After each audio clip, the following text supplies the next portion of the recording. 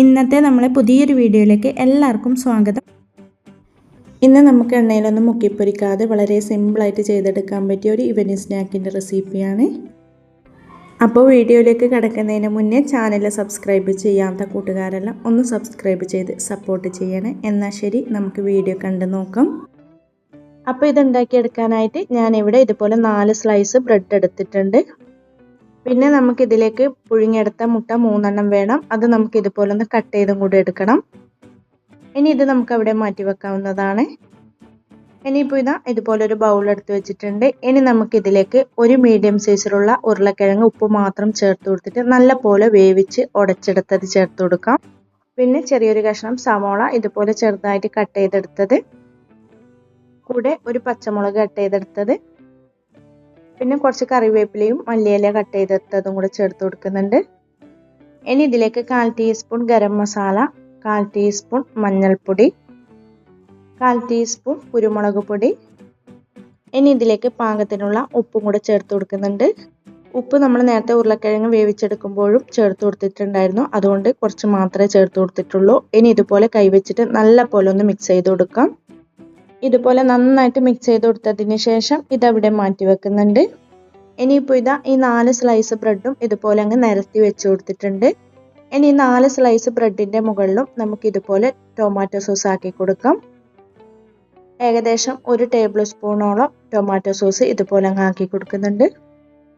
ഇതുപോലെ 4 സ്ലൈസ്ഡ് ബ്രെഡിൻ്റെ മുകളിലും ടൊമാറ്റോ സോസ് ഒന്ന് ആക്കി കൊടുത്തതിന് ശേഷം ഇത് നന്നായിട്ടൊന്ന് സ്പ്രെഡ് ആക്കി കൊടുക്കണം.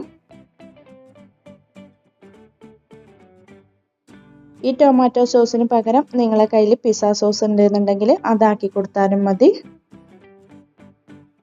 ഇതുപോലെ 4 സ്ലൈസ്ഡ് ബ്രെഡിൻ്റെ മുകളിലും നല്ല പോലെ ഒന്ന് സ്പ്രെഡ് ആക്കി കൊടുക്കാം.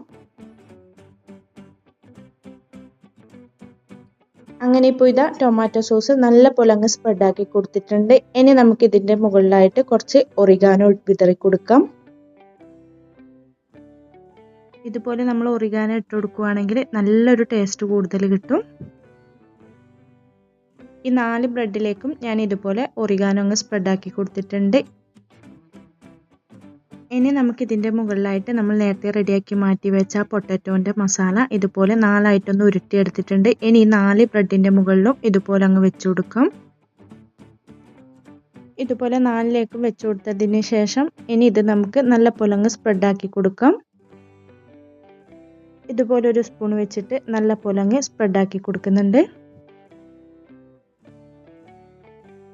അങ്ങനെ ഇപ്പോൾ ഈ 4 ബ്രെഡിൻ്റെ മുകളിലും ഈ പൊട്ടറ്റോൻ്റെ മസാല നല്ല പോലെ അങ്ങ് സ്പ്രെഡ് ചെയ്ത് കൊടുത്തിട്ടുണ്ട്. അതിനുശേഷം നമുക്കിതിൻ്റെ മുകളിലേക്ക് നമ്മൾ നേരത്തെ പുഴുങ്ങിയെടുത്ത മുട്ട ഇതുപോലെ റൗണ്ടിൽ കട്ട് ചെയ്തെടുത്തത് ഇതുപോലെ 4 പീസ് ഇതിൻ്റെ മുകളിലേക്ക് അങ്ങ് വെച്ച് കൊടുക്കാം. ഈ 4 ബ്രെഡിലേക്കും ഇതുപോലെ 4 പീസ് റൗണ്ട് കട്ട് ചെയ്തെടുത്ത മുട്ട ഇതുപോലെ അങ്ങ് വെച്ച് കൊടുക്കുന്നുണ്ട്. ഇതുപോലെ മുട്ട വെച്ച് കൊടുത്തതിന് ശേഷം നമുക്കിനി ഇതിൻ്റെ മുകളിലേക്ക് കുറച്ച് ചില്ലി ഫ്ലേക്സ് ഇട്ട് കൊടുക്കാം. എല്ലാത്തിൻ്റെ മുകളിലും ഇതുപോലെ ചില്ലി ഫ്ലേക്സ് അങ്ങ് ഇട്ട് കൊടുക്കുന്നുണ്ട്.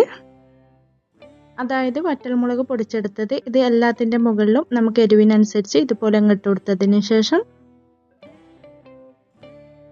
ഇതിൻ്റെ മുകളിലായിട്ട് കുറച്ച് ഒറിഗാനോ ഇതുപോലെ അങ്ങ് വിതറിയിട്ട് കൊടുക്കുന്നുണ്ട്.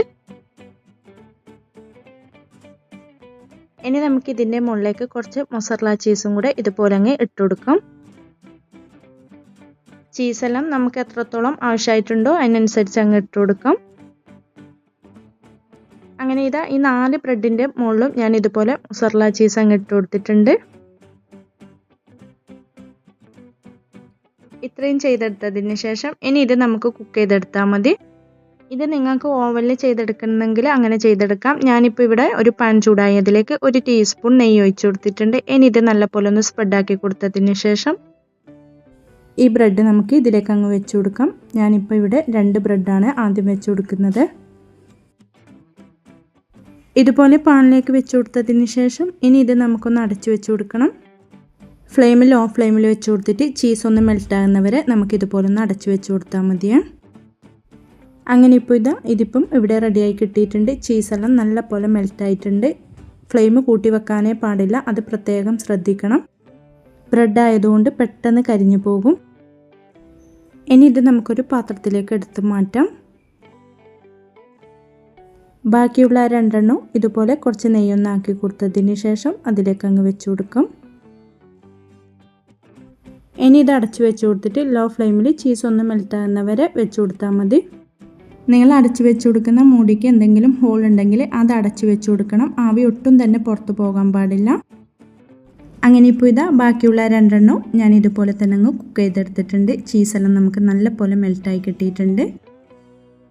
അങ്ങനെ ഇതാ നല്ല ടേസ്റ്റി ആയതും അതുപോലെ തന്നെ നമുക്ക് എണ്ണയിലൊന്നും മുക്കിപ്പൊരിക്കാതെ വളരെ സിമ്പിളായിട്ട് ചെയ്തെടുക്കാൻ പറ്റിയ ഒരു ഈവനിങ് സ്നാക്ക് ഇവിടെ റെഡിയായി കിട്ടിയിട്ടുണ്ട്.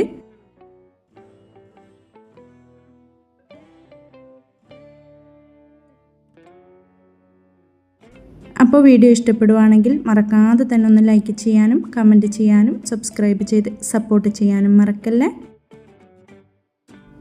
ഇൻഷാ അല്ലാഹ് അടുത്തൊരു പുതിയ വീഡിയോ ആയിട്ട് നമുക്ക് വീണ്ടും കാണാം. Thank you for watching.